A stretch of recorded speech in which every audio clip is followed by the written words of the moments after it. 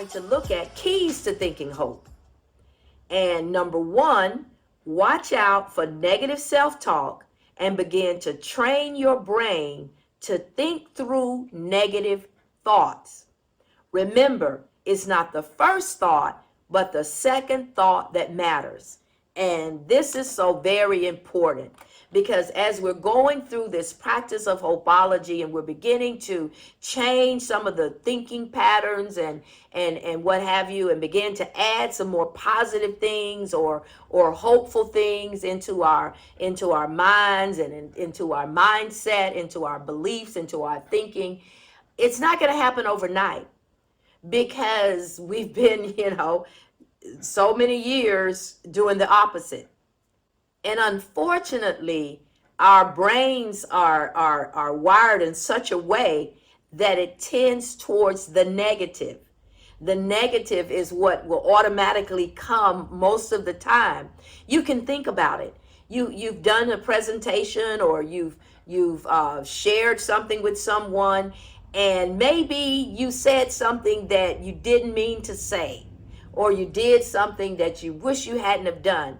That is the thing that will continue to play as a loop in your head. If you were to be honest, those thoughts, they'll keep coming back. Someone can give you a compliment about everything you did, and they can tell you all the good things, and then they may have one thing that they would like that's not so good, or one area that you need to tweak a little bit or change.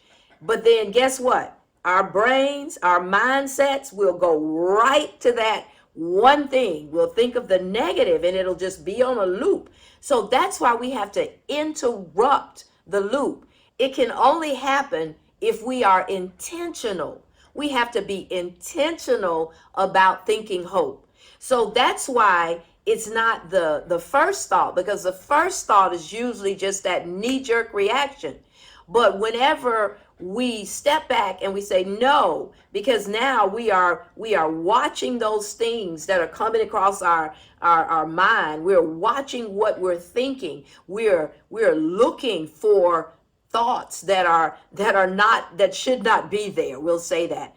So whenever a negative thought comes, don't get tripped up on it, but think of the second thought.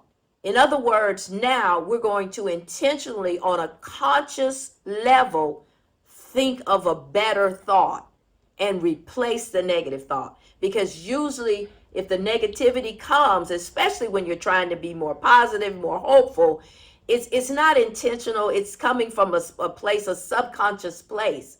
So now you have to consciously replace it.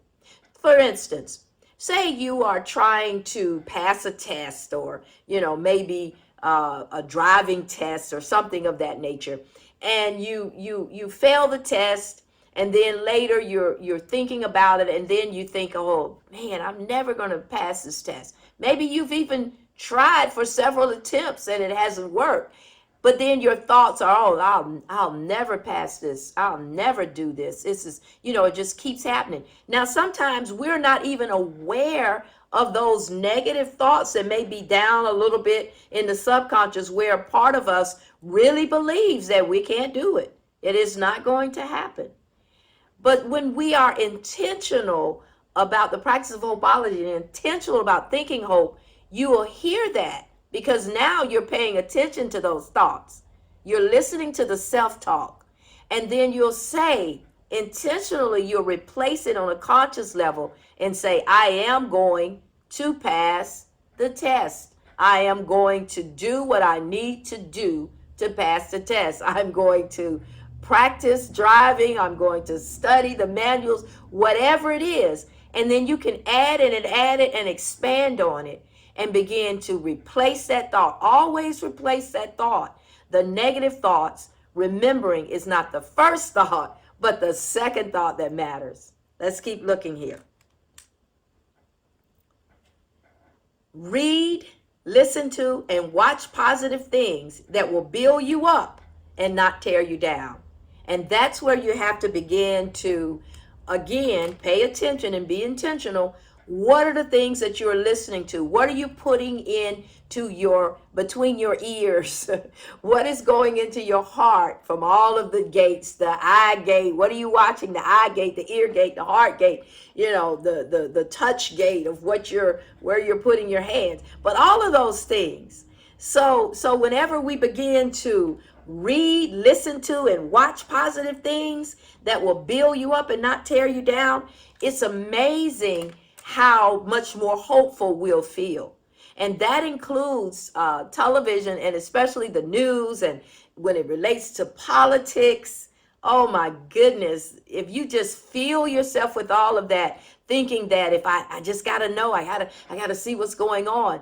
And I'm not saying don't know what's happening in the world, because of course we need to know. We need to be informed, and we need to do our civic duty and all of that. We need to know what's happening and what have you. But we don't have to just stay saturated with the negative.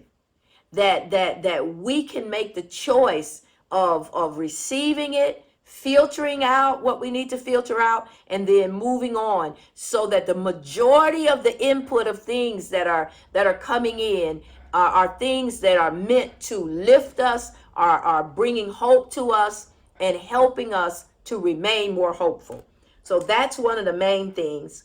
And then another key is having meaningful, positive conversations, and do not participate in negative conversations or listen to negative people. Now, this comes to looking around now at the company that you keep, because oftentimes we don't realize that it may not be coming directly from us, but say you have a relative, and sometimes it's even an elder who has just a negative bent on things, and always sees the what can happen, or the negative part of things, and you love them dearly, so they're part of your life. And sometimes we don't even notice how, whenever we have those type of conversations, how they affect our hope level and our ability to stay in a place of hopefulness and positivity. Some people in your life, they're in your life for a reason, they're in your life for a season. But what I would say is, as long as you are intentional, as long as you are aware of what's happening, then you can change it even in your mind, even as you're listening, because I do that a lot.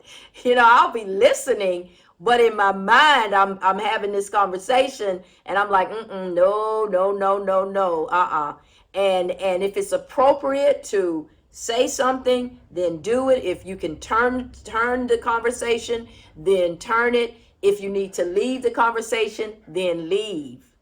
Because you have to love yourself enough to know that this is something that's a matter of life and death. Because remember, we talked about, hopeful people live longer, live well, have better qualities of life, and you want to remain in a place where you can be able to help other people as well. So having those positive conversations and not participating in negative conversations or listening to negative people, that is so paramount, because oftentimes, as the saying goes, birds of a feather flock together. So when you have those, and sometimes it just takes one negative person that will begin to talk and bring the whole conversation and bring the whole room down. But we'll talk about that later, as we're talking about making hope connections and hope spheres and what have you. But we have the power to determine what we're going to listen to, who we're going to listen to, and what we will allow to come into our minds, into our lives and our hearts. Let's look at the next key. Learn to speak hope by adding the word yet to your vocabulary, because remember, hope is future oriented. Example, it has not happened yet. And that implies that you believe that it will happen in the future. And that goes hand in hand with what we'll talk about, speaking hope and the language of hope. And that is including that powerful 3-letter word in our conversations, and that is yet. Because oftentimes we'll say, I'll use that example of, flunking the driving test. Okay. And you take the test and you don't pass, and maybe you've taken it several times and didn't pass, and you subconsciously begin to think, I have not passed it. I'm not going to pass it. I'll never pass it. I can't pass it. I can't do this. And sometimes we'll even say it out of our mouths. I can't do it. Well, we talked about what to do with the thought, and that is to think the second thought and layer it with, I can do all things through Christ who strengthens me. I can pass the test. But what do you say out of your mouth? Well, you can begin by using the word yet and say, I haven't passed it yet. You can even think it. I haven't passed it yet. So what does that do? That opens you up to possible solutions. Because the moment you close your brain down by saying, I will never pass it, I'm not going to pass it, I can't do this, then your brain stops thinking about solutions. So all of a sudden now it just moves on to the next thing or what have you. But when you say yet, then it leaves it open to begin to think of other ways and what you need to do so that you can pass it. Remembering always that hope is future oriented. We are not hoping for what we already have. That's the power of hope. It keeps us believing and waiting and anticipating and expecting that we are going to what? Get better. Whatever the situation, that we're going to make it, that we're going to be okay. So adding that yet to your vocabulary is a powerful, powerful way to do that. The next key to thinking hope, as we kind of mentioned a little bit earlier here, is surround yourself with hopeful people. Again, I can't say it enough. Get away from the negative Nellies, okay? And begin to look for those people who think like you. Now, not all the people in your life should think just like you think, okay? We're not saying that. Because you are going to have many associates and people that you either in the marketplace, in the community, even in the home, where you don't think the same. Even there's a little difference between male and female, and sometimes how we process things and how we think. So it's not always like, oh, we think just the same. But you need to have a circle of friends who believe in the power of hope and who you can at least talk about some things with, and they're not shooting it down. Everybody wants to be the devil's advocate. Well, I don't want to be the devil's anything, okay?